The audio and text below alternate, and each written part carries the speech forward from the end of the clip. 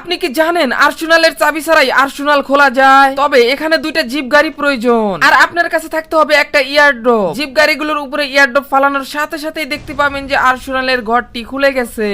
যখনই গাড়িগুলো নিভে যাবে তখনই কিন্তু আপনি আর্সেনাল ঘরের ভিতরে ইজিলি ঢুকতে পারবেন এবং আর্সেনাল থেকে লুট করতে পারবেন। তো দেখতেই পাচ্ছেন কত সুন্দরভাবে খুলে গেছে। এটা কি আসলেই কি সত্যি নাকি পুরাটাই ভুয়া? এটা আমরা এখন এক্সপেরিমেন্ট করব।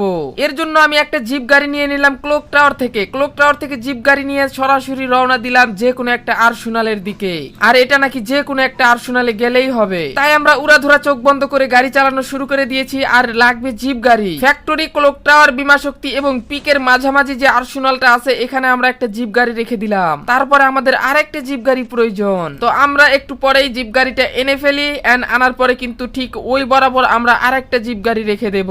এদিকে আমার টিমমেট আমার জন্য নিয়ে এসেছে একটা এয়ারড্রপ। তো চলো এখন আমরা চেক করে দেখবো যে আসলে কি এটা কাজ করে নাকি কাজ করে না। তো আমরা এয়ারড্রপটা নিয়ে নিলাম। এখন কিন্তু আমাদের সেই একই টেকনিক খাটাতে হবে। এখন আমরা এটার উপরে এয়ারড্রপ ফালাবো এন্ড উড়াধুরা এয়ারড্রপ ফালানো যাক। চলো এখানে কিন্তু আমরা এয়ারড্রপটা মেরে দেব আস্তে করে। অবশ্যই মাঝামাঝি মারতে হবে যাতে গাড়ি দুটোই ফুটে যায়। গাড়ি না ফুটলে কিন্তু হবে না। দেখো এয়ারড্রপ কিন্তু উপর থেকে ফুটতেছে, পড়ার সাথে সাথে গাড়ি ফুটে গেছে। আরে খুলছে মনে হয়, দেখি তো গাইস খুলছে কিনা। আমার টিমমেটকে আগেই দূরে সরায় দিছি যাতে তোমাদের। আরে কি খোলে নাই। এখন অনেকেই বলতে পারেন যে এর আগে তো আর্সেনালটা খুললো, কিন্তু এখন কেন খুললো না? তো চলুন মূলত কিভাবে আর্সেনালটা আসলে খুলে গেছিল প্রথমে, তো সেটাই আমি আপনাদের দেখাবো। আমরা মূলত প্রথমে এখানে একে একে জিপ গাড়ি জমা করতে থাকি।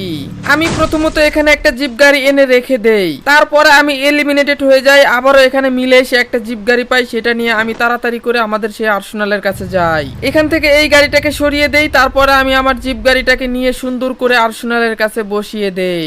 এটা করতে কিন্তু আমাদের অনেক পরিশ্রম করতে হয়েছে, অনেক এনিমির বাধার সম্মুখীন হতে হয়েছে। আমরা একটা এনিমিকে ফিনিশ করে এখান থেকে একটা এয়ারড্রপ নিয়ে নেই, কারণ এটা আমাদের দরকার ছিল। যখনই এই কাজটা করতে যাব তখনই একটা এনিমি এসে আমাকে উড়াধুরা ফায়ার দেয় এবং উড়াধুরা স্কাইলার মারা শুরু করে দেয়। কিন্তু শেষ পর্যন্ত আমরা এখানে বাঁচতে পারি না, ফিনিশ হয়ে যায়। এরপরে আবারও আমার টিমমেট আমাকে রিভাইভ করে দেয়। আমি তাড়াতাড়ি করে নিচে নামি।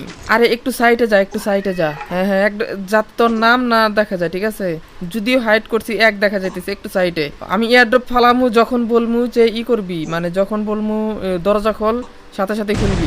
হ্যাঁ এখন খোল খোল খোল। হ্যাঁ হ্যাঁ, এখন তুই জায়গা নিচ দিক যা। আরে নিচ দিক যা। কি করে? ওই নিচ দিক না, ওই নিচ দিক না, এই নিচ দিক, মানে বিমা শক্তির এই দিক যা। আরে কি করতেছে? হ হ হ, কি ভিডিওটা নষ্ট করে দিল। আর দেখলে তো সবাই বলবো যে স্ক্রিপ্টেড, এটা স্ক্রিপ্ট করে বানাইছি। তাড়াতাড়ি হইলো। আচ্ছা যাই হোক, এইটুকু চলবে, আমি এডিট করে দিবনি। আমাকে যে এটা পরামর্শ দিছিল তাকে আমি এয়ারড্রপ দিয়ে শাস্তি দিব আর কি। আমি নিজে শাস্তি পাইতেছি, তোমরা আবার কিছু বইলো না।